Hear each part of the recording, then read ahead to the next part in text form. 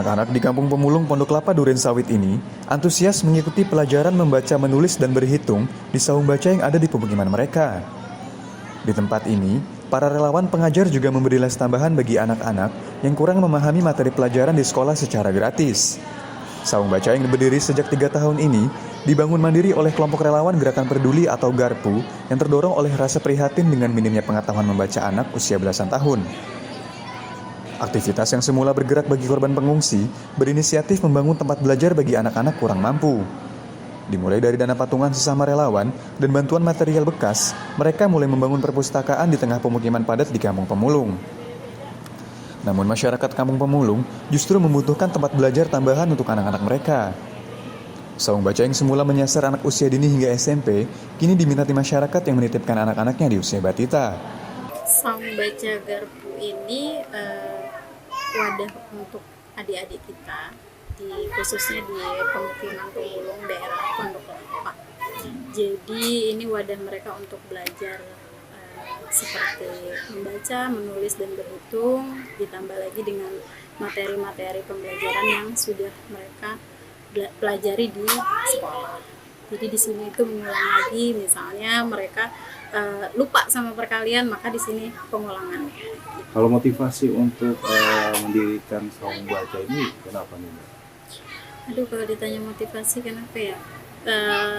Dulu itu saya sama teman-teman itu sempat yang namanya kita ke satu daerah. Di sana sempat ngajar gitu, dan kami menemui beberapa anak itu yang kok umur 10 tahun masih belum bisa baca gitu. Itu di daerah sekitar Penggilingan kalau nggak salah. Jadi perpustakaan keliling lah saya sama teman-teman. Nah terus akhirnya saya sama teman-teman itu berinisiatif untuk yuk, daripada kita si Garpu ini bergerak hanya di bidang sosial pas event-event aja seperti banjir atau kebakaran dan segala macam, kenapa kita nggak buat base camp aja gitu.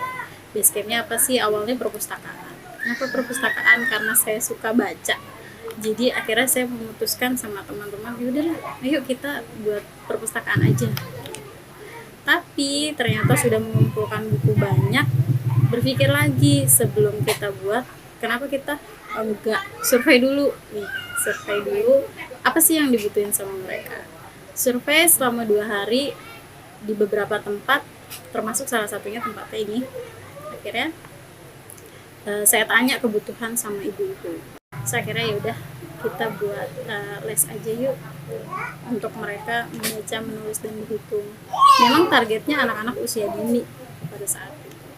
Anak-anak sekarang malah jadi anak usia dininya dini banget, umur 2 tahun, 3 tahun, 4, 5 tahun. Masya Allah, alhamdulillah mulai sadar sih orang tuanya akan pendidikan.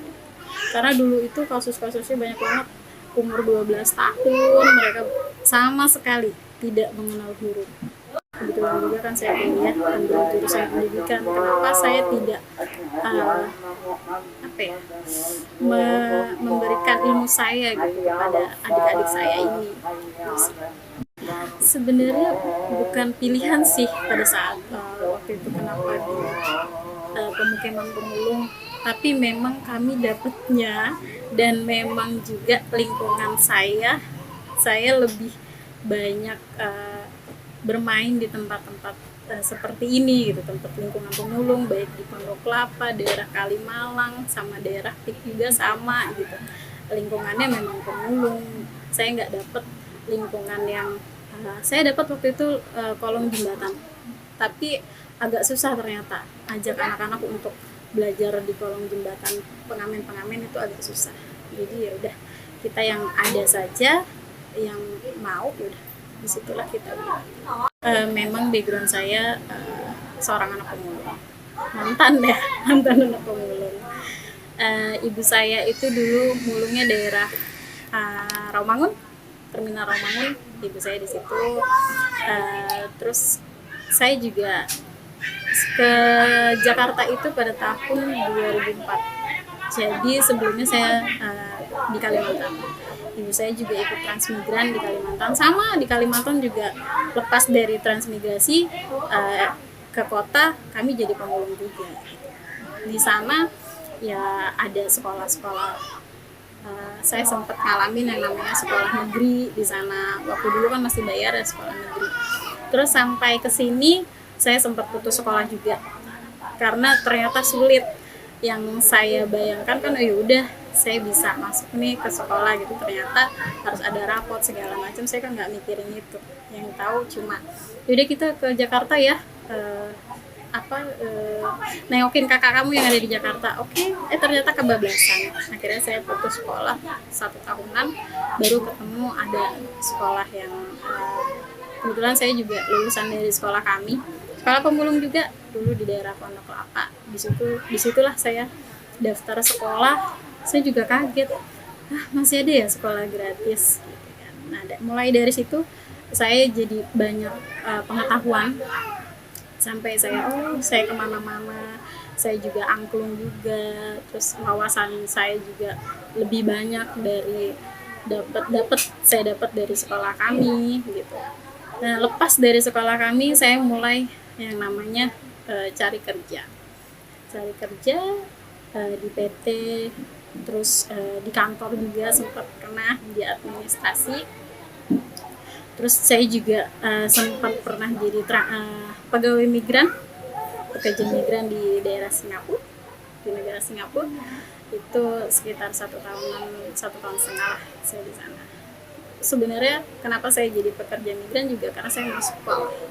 Awalnya saya ditawarin, udah kamu bisa kok sekolah gitu, kuliah di Singapura, kuliah terbuka gitu. Saya nggak tahu, minimnya pengetahuan saya tentang pendidikan itu sangat minim. Saya tidak tahu informasi bahwa ternyata ada beasiswa yang sebenarnya kamu bisa loh masuk negeri, kamu bisa loh dengan nilai segini gitu. Tapi saya tidak dapat informasi itu, maka akhirnya saya cari.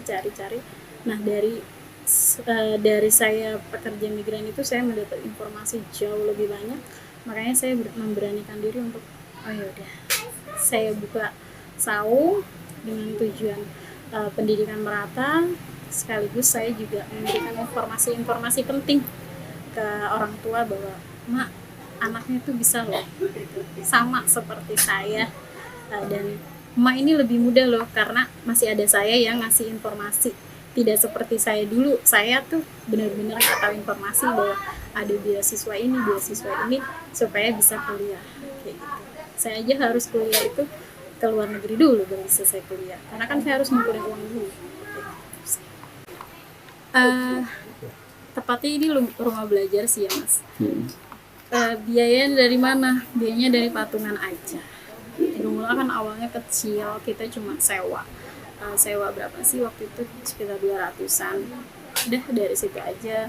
Terus temen cuma ngajakin, kamu mau nggak kita bikin yuk, ini awalnya 7 orang. Ya udah, ya kita bikin gitu. Tapi ya udah gimana ya, bahannya nggak ada.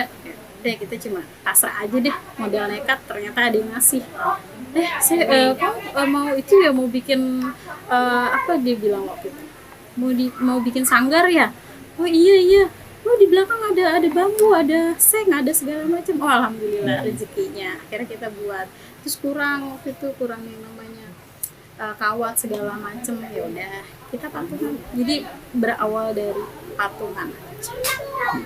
Kalau dari mana ya memang cuma patungan.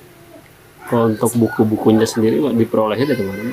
Kalau buku-buku alhamdulillah 1 tahun berjalan ini, saung berjalan, ada beberapa mahasiswa. Jadi mahasiswa itu abdi masyarakat segala macam, mereka datang ke sini ngasihnya buku. Terus apalagi sih kak yang dibutuhin, ya udahlah kalian kalau itu kasih aja poster kayak gitu, atau mainan edukasi segala macam. Berapa anak waktu pertama dibuka itu sekitar ada 42 anak. Lumayan, alhamdulillah antusias ya. Nah, sekarang alhamdulillah ada 56 siswa. Itu termasuk dari yang dulu kecil sekarang udah SMP sama SMA. Alhamdulillah sih. Mereka masih mau duduk di sini daripada mereka buang waktu mereka untuk hal-hal yang negatif di luar, lebih baik sorenya mereka di sini. Nurida Rahmanila yang menginisiasi saung baca di Kampung Pemulung sengaja mendirikan ruang belajar di tengah pemukiman ini. Latar belakang kehidupan sebagai mantan anak pemulung, serta kurangnya informasi menerima beasiswa, menjadi alasan Nurida terjun ke Kampung Pemulung untuk mendorong para orang tua memberi pendidikan formal kepada anak-anak mereka. Di masa pandemi pada tahun 2021, kegiatan di saung baca Garpu ini sempat terhenti. Dorongan warga sekitar untuk terus memberi pelajaran kepada anak-anak terpaksa dilakukan dengan mendatangi rumah warga satu persatu. Selama 3 tahun berdiri di Kampung Pemulung, jumlah anak-anak yang mengikuti pembelajaran terus bertambah. Yang semula hanya berjumlah 42 anak, kini menjadi 56 anak. Meski dilakukan secara mandiri, ditambah bantuan perlengkapan belajar dari donatur, namun motivasi untuk mencerdaskan anak bangsa menjadi alasan Nurida dan teman-temannya membangun sekolah gratis ini. Dari Jakarta, Tim Liputan melaporkan untuk Sinpo TV.